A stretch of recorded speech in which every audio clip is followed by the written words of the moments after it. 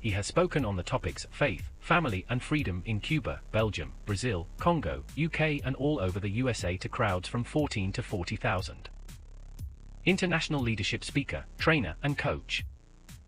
Author of Learn to Raw Leadership, Attitude Hack, Live a More Excellent Life, 5 Battle Strategies of a Victorious Warrior. 2021 President's Lifetime Achievement Award recipient. Founding partner of the John Maxwell team. Toastmaster International Speech Competition semi-finalist. Founder of Tell It Like It Is TV, ThatGuyRocks.com and ThatGuySpeaks.com. Creator of Story Power TV, Transforming Grace TV, and Leading Leaders Podcast. Producer of 4 TV programs and podcasts for Liftable TV and World Trumpet Television as well as multiple social media channels. Please help me welcome J Loren Norris.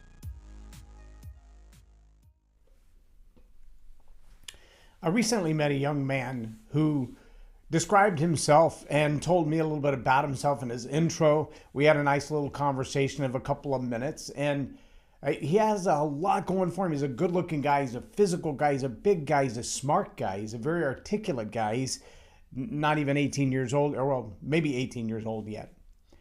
But he said to me, everybody tells me I have a problem with consistency. I have a problem with consistency.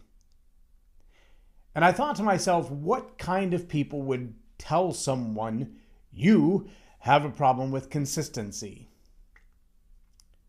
Well, that's exactly what I want to talk about in this episode of Leading Leaders. Stay tuned. You're going to want to be a part of this. Subscribe now for our extensive video library of leadership lessons promoting faith, family, and freedom.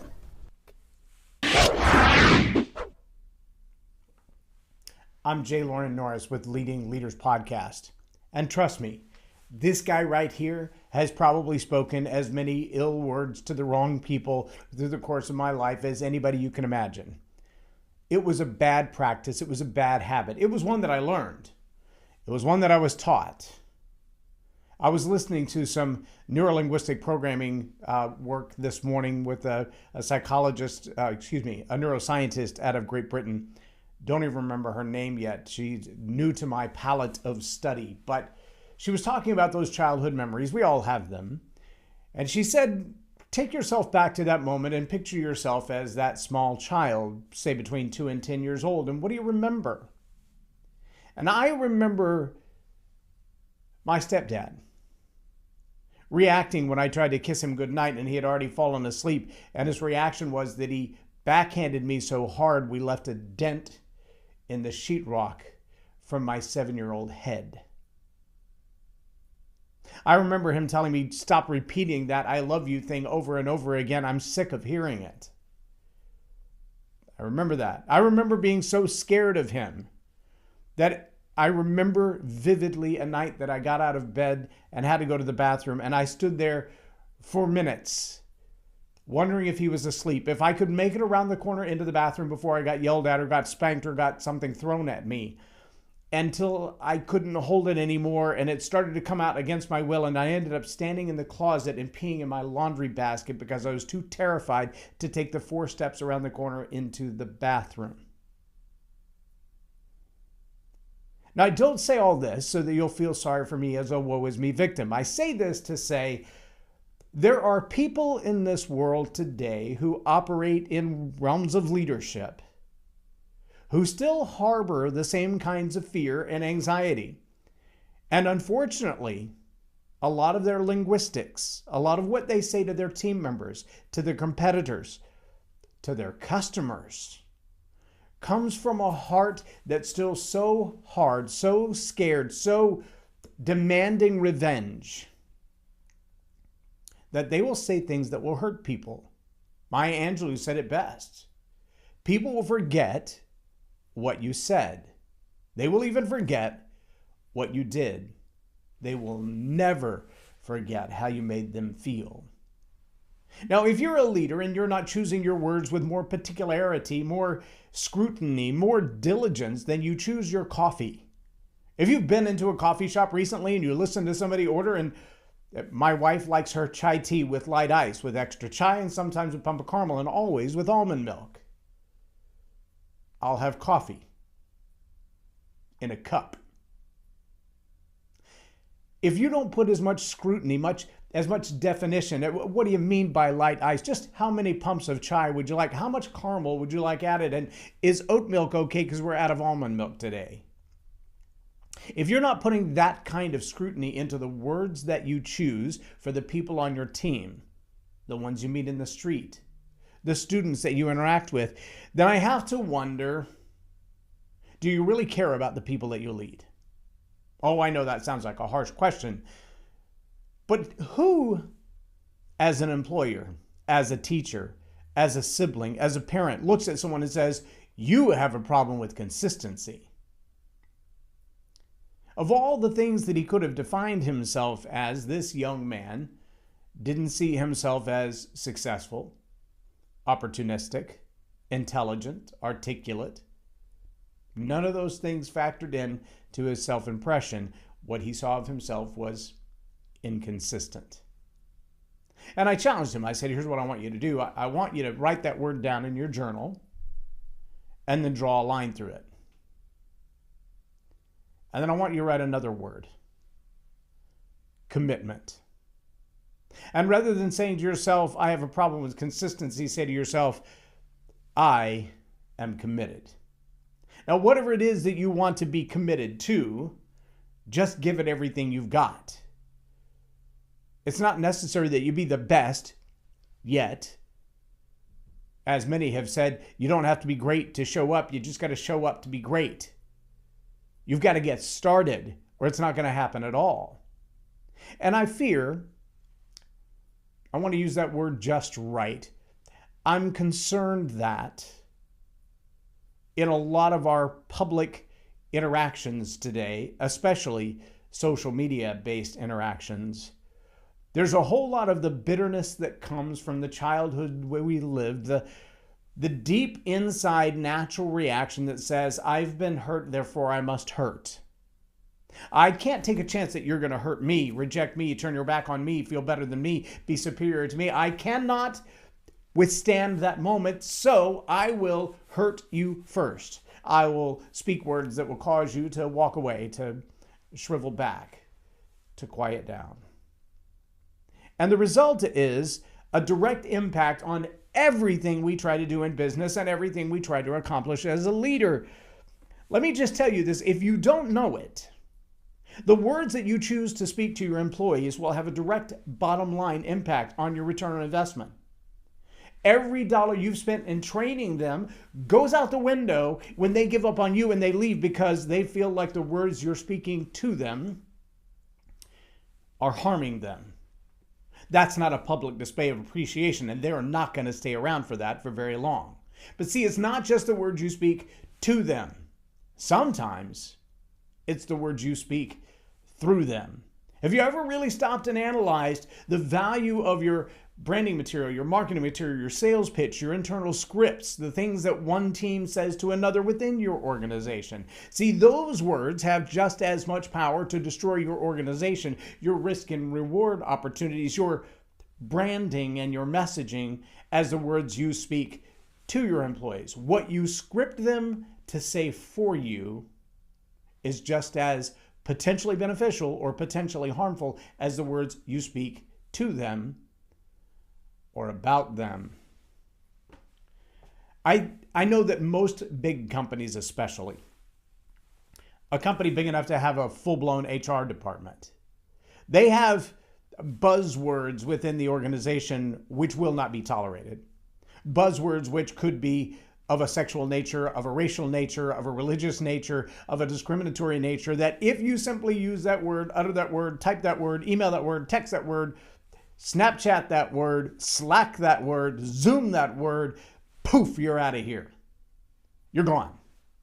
These are words that have zero tolerance attached to them. But sometimes we forget that the atmosphere is all abuzz around us when we're in the coffee shop, when we're in the cafe having lunch, When we're chatting with someone that we don't know, knows somebody that we didn't know they knew, and it gets back like a bird in the watchtower, sharing the story of, well, I heard so-and-so talking about so-and-so. Yeah, it's called a rumor mill or a gossip mill. But the words that you choose to use when someone else may turn them into gossip, well, those are your words. And when your words come back to haunt you because they've made it through the gossip mill and they've come back to you, those are the words that could end your career, damage a relationship that means a lot to you. One of the things my wife and I learned early on, by accident, we both, when we met, we were both about 200 miles away from home. We met in a small town in East Texas 30 years ago. And we chose to settle and raise our family, or at least start our family, there in East Texas. And what it meant was, aside from a long-distance phone call, yes, I'm that old, we paid to talk to people outside of town. In fact, we paid to talk to people across town if you lived on the wrong side of the road. But aside from a long-distance phone call, it was a 3 or 4 hour drive for her to run home to mama, or for me to run home to mama, to look for that, oh, it's going to be okay, you didn't do anything wrong, it's not your fault. We didn't have that. We learned early on that the words that we choose to speak to each other, that's going to be between us, and that's going to come back to bite you. And everybody has a longer memory than they think, especially when it comes to your emotions. They will forget what you said. They will not forget how you made them feel. And in your relationship, if you don't learn to work on those words and say the right things to each other, they're going to come back to get you. But when you live in a small town, like we do now, those words follow you everywhere. If you're having a chat in the coffee shop with the wrong person at the wrong time about the wrong thing, that person you think is just sitting there drinking their coffee and staring out the window is actually mentally taking notes to share with everybody else in town to talk about you. I know we think that only happens in a small town, but remember, we have social media devices. I saw someone post today, how fast over the speed limit do you drive? And I wanted to reply and say, as you type your answer, just remember your insurance company buys this data for their marketing research. Your rates might go up. Your health insurance rates, they might go up if they know that you drive that fast without a helmet. Everyone is under the scrutiny of someone listening. And if you can't isolate yourself enough to say, we're going to deal with this between us. We're not running home to anybody else. We're not making excuses. We're going to deal with this between us. We learned early on to be direct, to be clear, to be honest, to be transparent. Oh, it wasn't easy. We both came with baggage, lots of baggage. Like, picture the airport at Christmas kind of baggage. But those things can't stay in your relationship. Not with your significant other, not with your siblings, not with your parents, not with your children, not with your employer, not with your customer, not with your teammates. And when you think that those words, that little baggage, those habits you've learned to hold on to, those phrases that you often repeat, when you think they have no impact, think again. Someone is always listening. You should assume that because it's true. But you should also assume that because the scrutiny of the words that you choose to speak to or about your team are powerful. The scrutiny that you choose to use on those words should be the highest level of scrutiny that you have. You should also spend some time in your vocabulary learning to select and deploy words that will have a direct positive impact. I often do it. I don't mean it to be manipulative, but I do mean it to be intentional. I often use words that are powerful and encouraging words that I know the person that I'm speaking them to will be forced to go look it up because it's not a regularly used word. And sometimes it's just a little bit of a slight to say, maybe you should reconsider your approach, because when you look up that word, you're going to realize most people would see that as a critique and not a embellishment. Yeah, you may have to look those words up. Sorry. I had a guy one time ask me after several times of asking me to give my opinion of his speech. And I said, I charge an auditing fee for that. I mean, I can sit here in the audience like everybody else and enjoy the message and learn from it and walk away. Or I can sit here with the professional's eye as a communicator and a storyteller and critique what you've done and give you some constructive criticism to make it better. But if I'm in work mode rather than enjoyment mode or receiving mode, then I charge for that. He never wanted to pay the fee. We ended up at the same event a little further down the road. I had been asked to speak at this event for the future and was invited to come and see what this event will be like now, so I have a pretty good idea of what to expect next time. And it just so happened that he was the speaker at that event. And so I sat in the audience and I listened through the entire event. And when I was done, the VP came to me and said, hey, so what do you think? And is this going to be a good venue for you? Do you think you can make an impact in these people's lives? And I said, absolutely. And as we're having this conversation, the speaker walks up and he says to me, what do you think? And I said, well, are you asking for my opinion? Are you asking for an audit? I can send you an invoice. And I said, no, it's just an opinion. It's fine. I said, easily the most pedantic speech I've heard in a long time. And he gave me a high five and he walked away with a giant smile on his face. And it was obvious to me he didn't know what the word meant. That's okay. He said to me, I take that as a compliment coming from you. Okay, you should probably look it up. It's a challenge. I haven't been asked to audit any of his speeches since then. I've never been asked to attend an event that he's been at. I believe we're still connected on social media, but I don't see any of his posts. I wonder if he ever looked the word up. Jordan Peterson says in his 12 Rules for Life, be precise in your words. He also says, always tell the truth, or at least don't lie. Now, these are very, very tough things to do as a leader. It's really easy to have that knee-jerk reaction to go, oh my gosh, what is wrong with you people? Can't you do it like this? Why are you doing this wrong? You are so stupid. It's easy in frustration to spout off our emotions rather than holding our tongue and choosing our words precisely. It's easy to say what makes us feel better as we vent, as we express, as we outburst. But that is so seldom a productive means of communication. All of the things that we want from our teammates, their productivity, their polish, their proficiency, all of those things rest in their own self-confidence. And if our words that make us feel better when we spout them like an erupting volcano, if those words damage their self-confidence, then proficiency and productivity go out the window. Their ability to remain polished in front of the pressure of customers going to be damaged. Their ability to be a return on the investment of all the money you put into their training for them to come back and provide a reward to your customer and your company.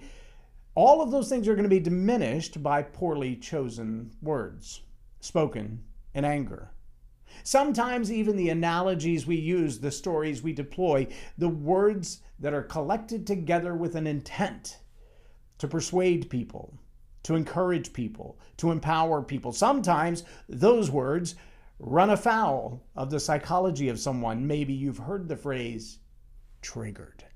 Yeah. That's the word that many people use when their victimhood collides with your analogy.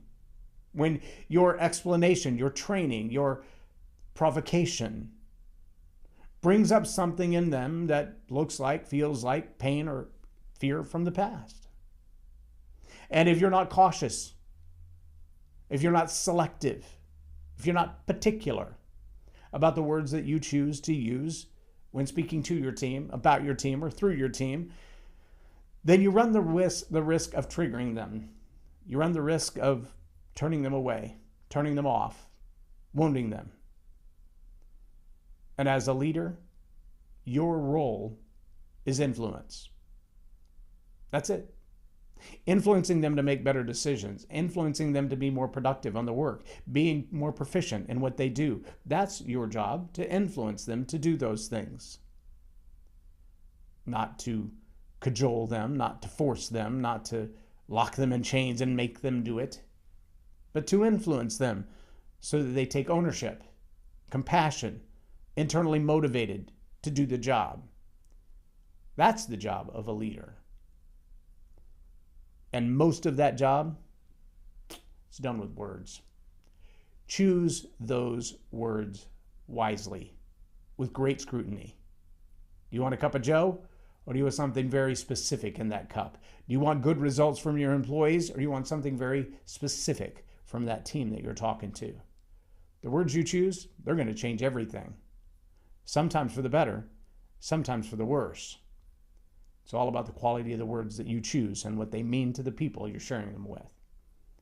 I challenge you to choose your words wisely. I'm J Loren Norris with Leading Leaders Podcast for Tell It Like It Is TV. Have a blessed day.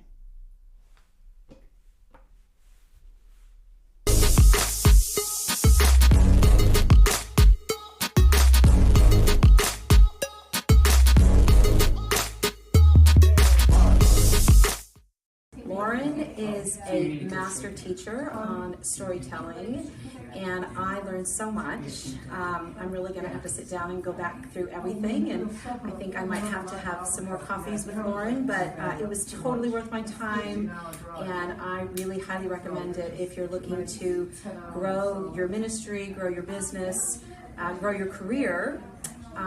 Loren will serve you well.